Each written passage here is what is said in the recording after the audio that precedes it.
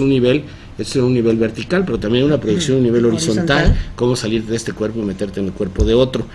Normalmente la gente no debe de hacer eso, nosotros no le recomendamos a nadie que agarre cuerpos ajenos. Sin embargo, hoy día los cuerpos son como libres, son como taxis que andan desocupados. Entonces hay seres que conocen esto, no nada más terrícolas, sino de otros muchos planos y niveles, que pueden eventualmente entrar a otro cuerpo.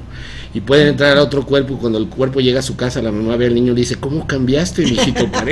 Pareces otro, ¿no? Y entonces de repente sucede que aquí en México le decían que agarró un aire.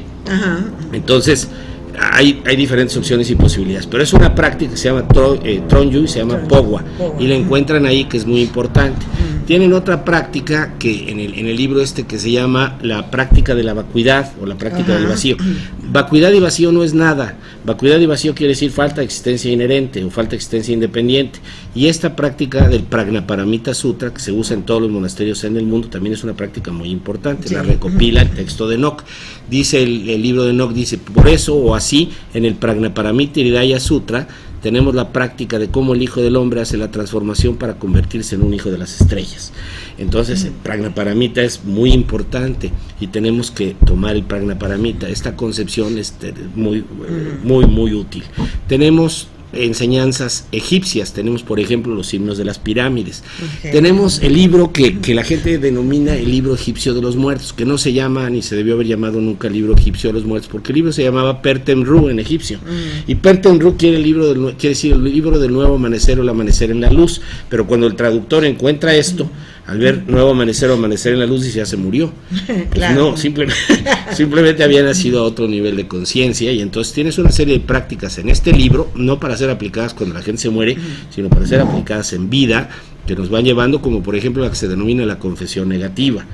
Tienes otros textos como el Bhagavad Gita. El Bhagavad Gita, el canto del bienaventurado, es muy importante también porque te refiere a la diferencia entre tener un cuerpo y ser un cuerpo.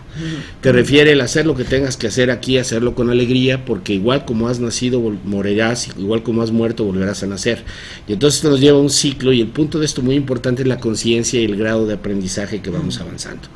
El libro refiere, dentro del glosario, cuando vemos la palabra, porque el libro tiene un glosario al término del libro, y ese glosario refiere, en hijos de luz, refiere tarascues, que es muy interesante esto de los tarascues, porque es la palabra que los españoles usan en el lenguaje purépe para decir cuñado, porque los purépechas no dejan sus mujeres, nada más dejan las ciudades, y entonces los españoles quieren a las mujeres de los purépechas, y entonces les dicen tarasco, en cuñado quiere decir, en su lengua quiere decir cuñado, y entonces se van, y entonces estas gentes que se han mantenido siempre al margen con un gobierno paralelo normalmente, son gentes que están dentro del libro de Enoch también. Tenemos a los egipcios, tenemos a los chinos, tenemos a los tibetanos, tenemos a los hindús, pero tenemos a los mexicanos, tenemos a los mexicas, tenemos a los nahuas, tenemos a los tarascues, y tenemos a la cultura maya también, como muy importantes en todo el texto, y muchas de las enseñanzas de ellos, enseñanzas vigentes que el libro toca. Entonces el libro nos va llevando de la mano, sugiriéndonos una serie de prácticas y una serie de ejercicios que nos permiten iniciar nuestro proceso de transformación.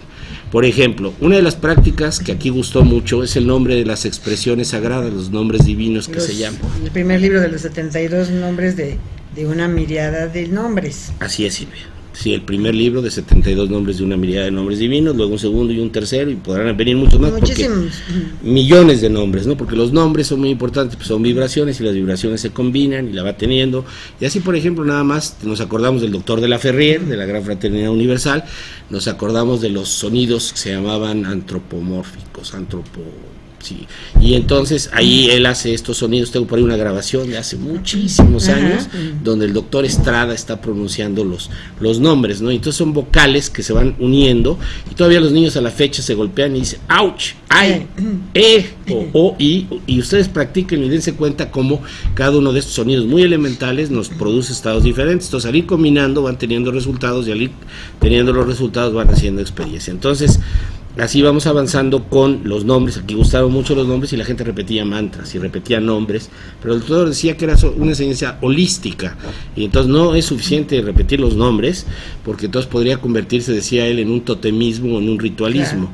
Es necesario hacer toda la tarea. Entonces la tarea implica trabajo comunitario, la tarea implica servicio, la tarea implica estudio de textos y escrituras sagradas, implica cierto tipo de dietas, cierto tipo de prácticas, ejercicios, implica el repetir ahora sí los nombres, y eventualmente se puede tener entonces experiencias y se va avanzando.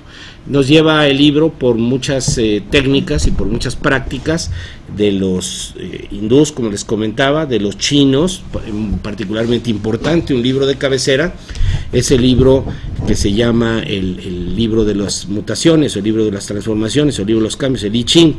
El I Ching era un libro de cabecera de Albert Einstein, era un libro de cabecera de Hurtak, porque la clave 202 nos refiere los 6 caras del cubo.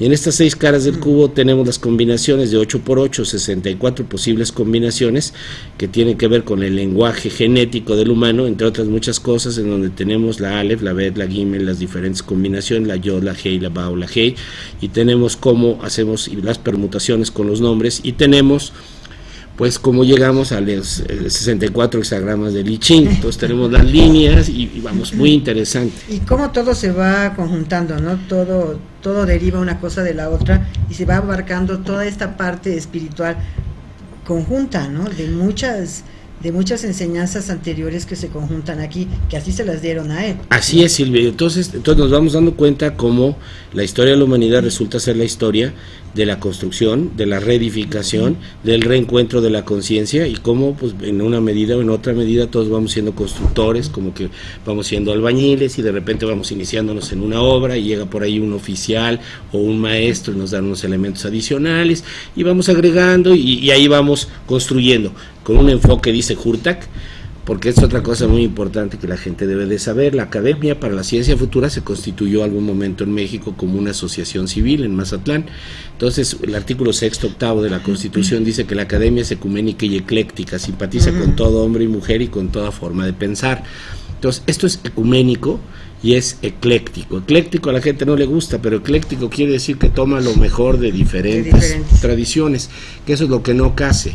Enoch viene hoy, yo al principio me acuerdo que estaba esto que se llamaba el índice y estaba prohibido una serie de libros. Entonces ahora es al revés, ahora uno llega a las librerías esotéricas y ahora están llenas de libros. Llenas, eso es fantástico porque ya ha cambiado muchísimo y bueno, nos falta tiempo, tenemos todavía muchos temas que quisiéramos tratar con Guillermo, pero el tiempo ya se ha cumplido y te invitamos para una segunda plática porque como habrán notado, él tiene muchísimos conocimientos de diferentes enseñanzas y queremos compartirlos con ustedes, amigos. Los esperamos la próxima semana. Búsquenos más tarde en YouTube como Medicina Alternativa de Silvia Canto y el tema Las claves de Enoch. Gracias.